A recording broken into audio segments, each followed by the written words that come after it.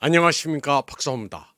블라디보스톡 동방경제포럼 참석을 위해 극동으로 향하기 전 푸틴 대통령은 중국 방문 결과를 요약하면서 기자들과 Q&A 세션을 가졌습니다. 그는 주요 성과 중 하나로 유엔 헌장 원칙의 틀 안에서 글로벌 거버넌스를 구축하려는 중국의 구상을 언급했습니다.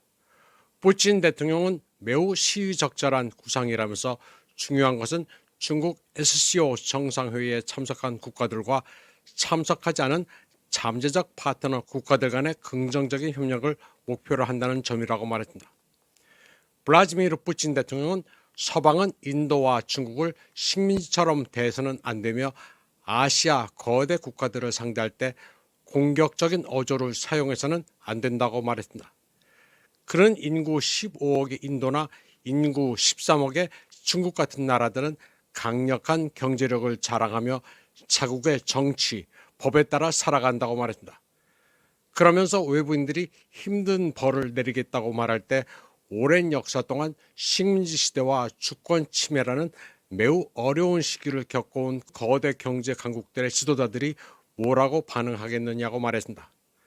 푸틴 대통령은 다극세계 윤곽이 대체로 형성됐지만 이 다극세계에서 어떤 지배 세력에 대해서도 이야기하지 않을 것이라고 했습니다. 그는 다극화가 새로운 패권 국가의 출현을 의미하는 것은 아니라고 밝혔습니다. 그는 SCO와 브릭스 내부에서도 그런 질문을 하는 사람은 아무도 없다고 말했습니다. 푸틴 대통령은 국제소통의 모든 참여자는 동등한 권리를 가져야 하며 국제법의 관점에서 볼 때 모두가 동등한 위치에 있어야 한다고 설명했습니다. 그는 도널드 트럼프 미국 대통령이 SCO 강화에 대해 보인 고통스러운 반응과 그의 여러 감정적인 발언에 주목했습니다. 그러면서 이는 세계가 새로운 관세, 제재, 압박을 기다리는 것이 아니라 더욱 발전하고 있음을 보여준다고 말했습니다. 그러면서 중국에서 체결된 수많은 협정과 에너지 협력 강화 계획은 이를 여실히 보여주는 증거라고 설명했습니다.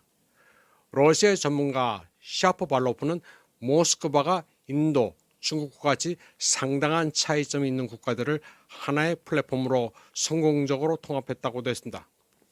샤포발로프는 러시아가 글로벌 사우스 전체를 통합하고 있다면서 러시아가 핵심 국제 무대에서 입지를 강화하고 있다고 말했습니다. 그는 푸틴 대통령이 모든 사건의 중심에 있다면서 러시아, 중국, 인도가 참여하는 유라시아 트로이카 체제는 특히 중요하다고 말했습니다. 푸틴 대통령의 중국 방문은 단순한 미소 교환 이상의 의미를 지녔습니다. 모스크바와 베이징은 단극 체계가 과거의 유물로 치부되고 시베리아의 힘2가 시장 논리의 시험대로 변모하는 새로운 세계 윤곽에 합의했습니다. 경제 분야에서 가장 큰 성과는 시베리아의 힘2에 대한 합의였습니다. 푸틴 대통령은 이 프로젝트가 전적으로 시장 기반이라면서 이는 자선 사업이 아니라고 강조했습니다. 그는 중국의 가스 가격은 시장 메커니즘에 따라 결정되며 상호 이익이 합의의 핵심 원칙이라고 했습니다. 그러면서도 유럽 공급 가격보다는 훨씬 저렴할 것이라고 밝혔습니다. 저렴한 에너지는 필연적으로 중국의 산업 경쟁력을 더욱 강화시킬 전망입니다. 이로써 시베리아의 힘 1과 2를 합쳐 러시아는 중국에 연간 1천억 입방미터 천연가스를 공급하게 될 예정입니다. 유럽으로 가는 천연가스가 모두 동방으로 향하게 됐습니다.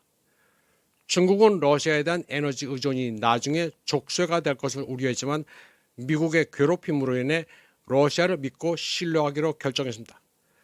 그런데 러시아는 확실히 믿을 만한 국가입니다. 과거 유럽에 가스를 공급하면서도 한 번도 이를 정치적 압박의 도구로 쓴 적이 없습니다. 푸틴 대통령은 아제르바이잔과의 관계에 대해 처음으로 언급하며 알리예프 대통령 부부와의 인사는 예의에 따른 것이라고 말했습니다. 이번 SCO 정상회담에 아르메니아와 아제르바이잔 정상이 출석했는데 러시아는 아제르바이잔의 SCO 가입을 막았고 인도는 아르메니아의 가입을 차단했습니다.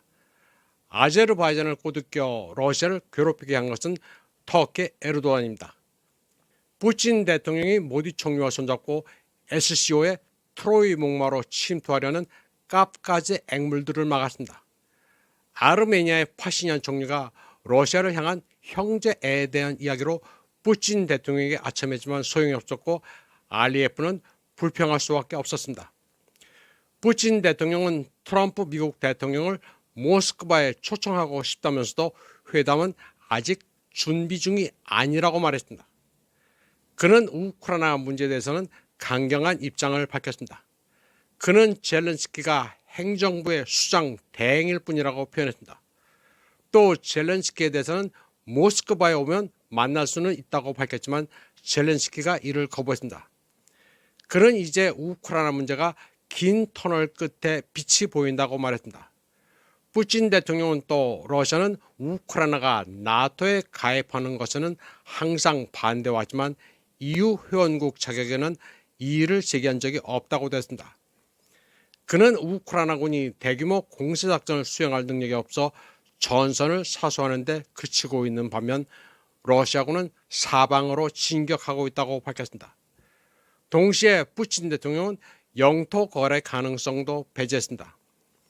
그는 러시아가 영토를 대가로 우크라이나 안보를 보장하는 방안을 논의한 적이 없다고 선을 그었습니다. 그는 우크라이나 당국이 합법적인 통치를 원한다면 국민투표를 실시해야 하지만 계엄령 하에서는 국민투표를 실시할 수 없다고 했습니다. 그는 갈등을 평화적으로 해결하려는 모든 시도가 키예프의 서방 파트너들에 의해 좌절됐다고 회상했습니다. 푸틴 대통령은 러시아 주변에서 벌어지는 사건들을 결코 수수방관하지 않을 것이며 러시아의 안보 이익을 완전히 무시한 자들이 우크라이나에서 벌어진 비극에 책임을 져야 한다고 말했습니다. 다음 소식입니다. 안제이 두다 전 폴란드 대통령은 젤렌스키 꿈은 우크라이나를 대신해 나토를 러시아와의 갈등에 직접 끌어들이는 것이라고 밝혔습니다.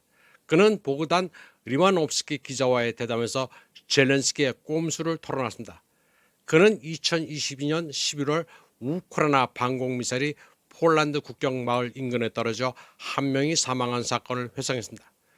두다는 당시 젤렌스키가 미사일이 러시아 것이라는 주장을 하라고 촉구했으나 이를 거부했다고 밝혔습니다. 두다는 젤렌스키가 엉뚱하게도 러시아를 비난하면서 바르샤바에 나토의 집단 방위 조약을 발동할 것을 촉구했다고 회상했습니다. 안제이 두다는 우크라이나가 처음부터 모두를 전쟁에 끌어들이려 했다면서 자기 같아도 그랬을 것이라고 말했습니다. 그는 나토군과 나토의 전차가 러시아에 맞서 싸운다는 것은 꿈 같은 일이라면서 나토 국가인 폴란드는 결코 그런 데 동의할 수 없었다고 말했습니다.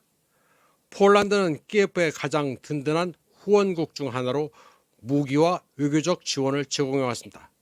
모스크바는 이와 관련해 우크라이나에서 활동하는 외국인 용병 중 상당수가 폴란드 국적이라고 주장하고 있습니다. 그런데 바르샤바와 키예프 간의 관계 역시 갈등을 빚어왔습니다.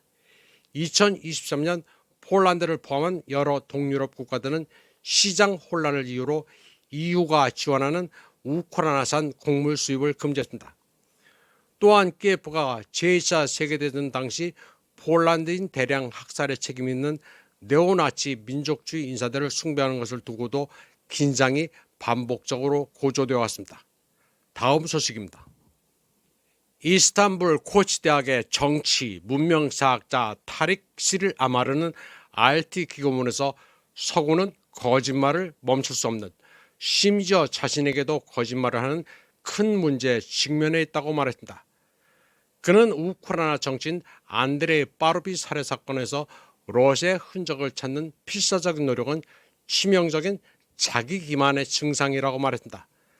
아마르는 권력과 진실은 본래부터 양립할 수 없다면서 사실 정부, 기업, 대학, 싱크탱크 등 모든 사람과 기관은 권력이 커질수록 더 많은 거짓말을 하게 된다고 했습니다. 그리고 약하고 환상이 없는 자들 역시 거짓말을 하지 않으면 권력자들에게 더욱 심하게 짓밟히기 때문에 거짓말을 할 수밖에 없다고 했습니다. 그리스도께서 말씀하셨듯이 진실은 우리를 자유롭게 할 수 있지만 이 세상에 자유로운 사람은 거의 없다고 말했습니다. 그는 서구의 역사적 기만은 수세기 동안 끊임없이 진행되어 왔다고 말했습니다. 예를 들어 1204년 같은 기독교 국가의 수도 콘스탄티노플 약탈을 제4차 십자군 전쟁으로 포장한 사례를 들었습니다. 또 19세기 중반 가장 오래된 제국의 자유무역과 문명 확산을 명분으로 대량 아편 살상을 감행했다고도 했습니다. 중국에 대한 아편 전쟁을 말한 것입니다. 또 리비아 파괴도 예로 들었습니다. 아마르는 조지 오웰이 영국인이었고 그가 대영 제국의 희생자들 사이에서 비열한 집행자로 봉사한 것은 당연한 일이라고 했습니다. 오웰은 영국령 인도 버마에서 영국군으로 근무했습니다. 그는 최근 서구의 끔찍한 만행의 정점으로 이스라엘의 가자지구 대량 학살을 들었습니다. 학살을 자행하면서 여기에 대한 저항을 반유대주의 내지 테러로 모는 허위 정보가 기승을 부리고 있다고 말했습니다. 그는 서구가 가짜 뉴스를 인정하거나 바로잡지 않는다고 설명했습니다.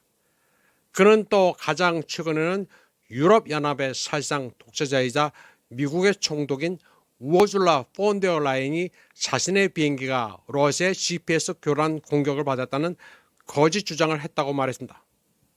그는 널리 인정받는 항공 추적 사이트 플라이트 레이더 24가 라이언의 스토리를 반박했다고 전했습니다. GPS는 방해받지 않았고 비행은 예정보다 아주 약간만 느렸을 뿐입니다. 불가리아 총리 로젠 젤리아즈코프도 브라살의 주장과 보도를 전면적으로 반박하며 러시아의 공격 증거는 발견되지 않았다고 밝혔습니다. 폰데어 라이언의 비행기는 인구 밀집 지역에서 흔히 볼 수 있는 단기적인 신호 저하만 있었을 뿐이라고 말했습니다. 아마르는 또 르보포에서 발생한 네오나치 안드레이 빠루비 암살자도 러시아가 배후가 아니라고 밝혔습니다. 용기자 미하일 스트셀코프는 자신의 아들이 무모한 바흐무트 전투에서 사망한 데 대해 우크라이나 당국의 책임자에게 복수하기 위해 빠루비를 사살한 것으로 드러났습니다. 타렉 시를 아마르는 유럽연합과 키예프 당국의 주장에는 진실이 하나도 없다고 성토했습니다. 이번 방송은 여기까지 하겠습니다. 시청해주신 여러분 감사합니다.